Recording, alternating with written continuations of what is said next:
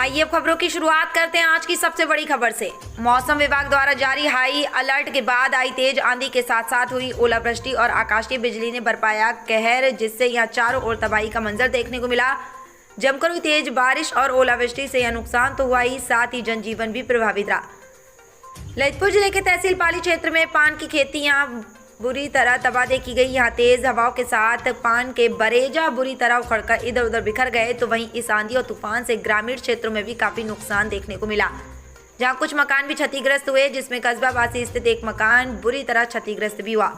गनीमत रही कि परिजन बाल बाल बच गए। तेज आंधी से कई जगह तो पेड़ जमींदोज हो गए, तो वहीं सड़कों पर कई पेड़ बिखरे पड़े मिले, जिससे लोगों को आवागमन में भी काफी असुविधाओं का सामना करना पड़ा। तो वहीं ग्रामीण क्षेत्रों में मकानों के आसपास बने छप्परों में बंधे जानवरों को भी आकाशीय बिजली का सामना करना पड़ा, जिसमें कई जानवर भी घायल हुए और काल के गाल में समा गए।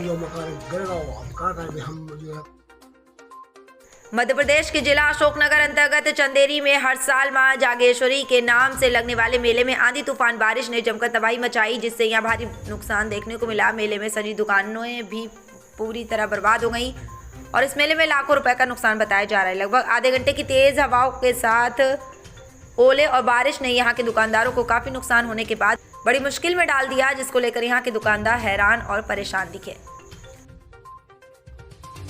मध्य प्रदेश के चंदेरी में रविवार को पटवारी संघ ने तहसील कार्यालय पहुंचकर तहसीलदार को ज्ञापन सौंपा। ज्ञापन में पटवारियों ने तहसीलदार से सीधी कार्रवाई की मांग की, जिसमें सुनील लोधी नेता द्वारा पटवारी को प्रताड़ित करने एवं दबाव बनाकर अवैध रूप से पैसे की मांग करने पर पटवारी संघ ने कार्रवाई के लिए तहसील को ज्ञापन सौंपा और थाना प्रभारी से जाँच कर नियमानुसार कार्रवाई करने की मांग की है। पटवारी संघ ने इस बाबत ज्ञापन दिया है कि हमारा पटवारी है रविंद्र रघुवंशी, मोहनपुर हल्के पर पदस्थ है। तो सुनील लोधी एक व्यक्ति है, वो आए दिन उन्हें परेशान कर रहे हैं। साथ है एक आवेदन दिया, अनावश्यक पैसों की मांग कर रहा है, दबाव बनाता है, गलत कार्य करने के लिए बोलता है। ऐसा इनके द्वारा ज्ञापन दिया है कि तत्काल कार्रवाई हो। इस संबंध में इनका जो ज्ञापन प्राप्त हुआ, पत्र बनाकर टीआई साहब को भेजा। टीआई साहब से भी मेरी चर्चा हुई, उनके द्वारा भी बताया गया है कि 110 का ये अपराधी है, उस पर जो भी कार्रवाई होगी अतिशीघ्र कार्रवाई की जाएगी।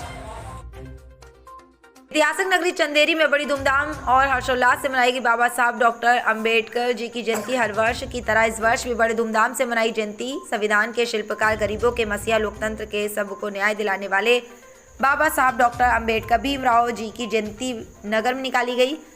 समारोह प्रारंभ होते ही मुख्य चौराहों पर जैसे निजामुद्दीन चौराहा, दिल्ली दरवाजे, खिड़की दरवाजा होते हुए तहसील प्रांगण में पहुंचे, जहां पर बाबा साहब की प्रतिमा की पूजा अर्चना करके एवं श्रद्धा सुमन अर्पित करके उनके चरणों में नमन करते हुए सभी ने बाबा साहब को प्रण लिया कि बाबा साहब का काफिला हमेशा यूं ही बढ़ता रहे। और साथ में पुलिस प्रशासन ने चौक चौराहों पर पुलिस के जवान मौजूद रहे सुरक्षा।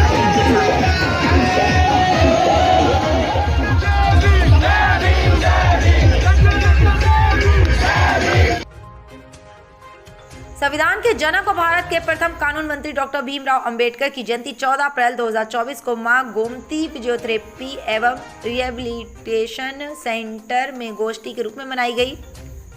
डॉक्टर सौरभ देवलिया ने बताया कि बाबा साहब ऐसे धर्म को मानते थे जो स्वतंत्रता, समानता और भाईचारा सिखाता है।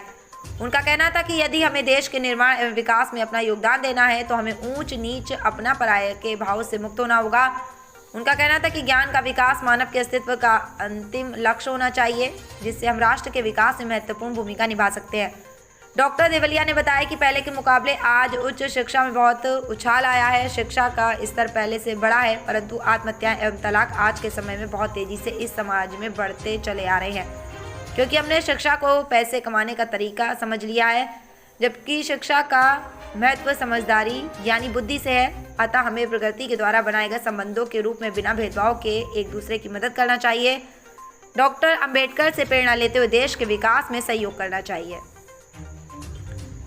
ललितपुर जिले के बानपुर कस्बे में भीमराव अंबेडकर बाबा साहब की जयंती बड़ी धूमधाम से मनाई गई। इस अवसर पर कस्बे में स्थित रविदास धर्मशाला में सजातीय बंधु एकत्रित हुए। तदोपरांत वहां एक गोष्ठी का आयोजन किया गया, जिसमें वक्ताओं ने बाबा साहब के जीवन चरित्र व भारतीय संविधान के निर्माण में अनेक अभूतपूर्व योगदान के बारे में विस्तार से बताया।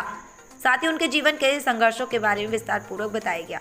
और संविधान के अंदर उन्होंने स्थापित करने का काम किया है, हम सबको भी इसी प्रेम सौहार्द के साथ आपस में एक दूसरे के साथ मिलजुल कर रहते हुए अपने जीवन में परिवर्तन। ललितपुर रेलवे स्टेशन के सीटीआई ऑफिस में आज बाबा साहब अंबेडकर जी की जयंती बड़े ही उत्साहपूर्ण तरीके से मनाई गई। इस अवसर पर मनीष शुक्ला, सीटीआई, आरके मालवीय, प्रदीप श्रीवास, राजेंद्र मीना, नलसिंह मीना, राम सजीवन, श्रीमती गिरजा भावना आदि रेलवे स्टाफ मौके पर मौजूद रहा।